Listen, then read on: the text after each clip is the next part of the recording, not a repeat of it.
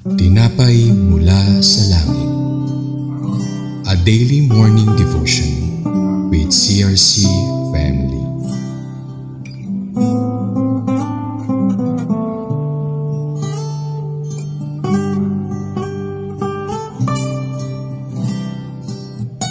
Isang mapagpalang umaga kapatid. Ako si Sis Nicole Mundoy mula sa CRC San Pedro, Laguna. Narito tayo muli upang simulan ang araw natin kasama ang salita ng Diyos bilang gabay.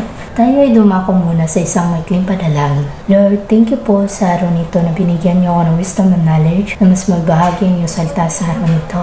At bigyan niyo po ng wisdom and knowledge ang mga taong makikinig nito at gabayin niyo po ang pamilya ko sa araw-araw ng buhay. In Jesus we pray, Amen. Ang ating pagnilay-nilayan ngayong umaga ay matatagpuan sa Deuteronomy 12 verse 29 to 32 na ang pamagat ay the worship of God must be pure. Ating basahin ang mga bersikulo. The Lord your God will cut off before you the nation you are about to invade and possess, but when you have driven them out and settled their land, 30, and after they have been destroyed before you, careful not to be in shame by inquiring about their gods, saying, how do these nations serve their gods? We will do the same. 31, you must not worship the Lord your God in their way, because in worshiping their gods they do all kinds of detestable things that the Lord hates. They even burn their sons and daughters in the fire as sacrifices to their gods. 32, see that you do all I command you. Do not add to it or take away from it. Ayon sa mga binasa natin, sinabi ng Panginoon sa mga Israelita na huwag nilang tularan ang kasuklam-suklam na gawain ng mga taong dating nakatira doon. Hindi na dapat sila magtanong o alamin pa kung paano mga taong dating nakatira doon ay sinasamba ang mga Diyos-Diyosan. Hindi na dapat nila tularan ang mga kasuklam-suklam na gawain ng mga taong dating nakatira doon. Dahil nagdadala iyon ng kasalanan, binanggit sa talata 30 na isa sa mga gawain na hindi dapat tularan ay ang pagsamba sa Diyos-Diyosan. Isa sa halimbawa ng kanilang gawain ay ang pagsusunog ng kanilang anak bilang alay sa mga Diyos-Diyosan. In opposite, Israel should not worship the Lord the same way. They should also not engage in detestable acts that the Lord hates, such as burning their sons and daughters. Sinabi ng Panginoon sa atin, ayaw niyang sambahin siya sa ganong paraan dahil hindi iyon ang kalooban ng ating Diyos. Siya ay banal kaya't ang pagsamba natin sa Kanya ay dapat dalisay. Sinabi ng ating Panginoon sa 1:4 verse 24, ang Diyos ay Espiritu. Ang mga sumasamba sa Kanya ay dapat siyang sambahin sa Espiritu at sa katotohanan. Kaya the standard for worship